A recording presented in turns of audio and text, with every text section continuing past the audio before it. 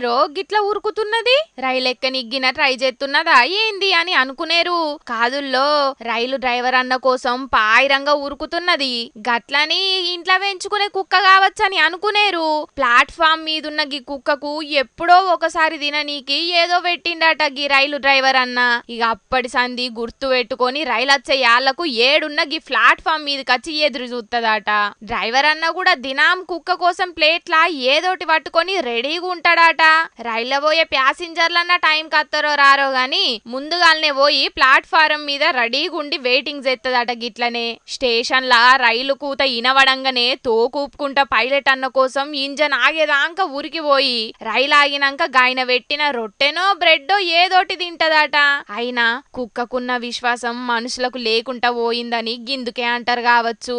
ఎంత సాయం చేసినా కొందరు మనుషులైతే అసలే గుర్తు పెట్టుకోరు. కానీ గసొంటిది కుక్కలైతే బుక్కడంత బువ్వ పెట్టంగానే జీవితాంతం విశ్వాసంగా ఉంటాయి గిట్లనే కదుల్లా.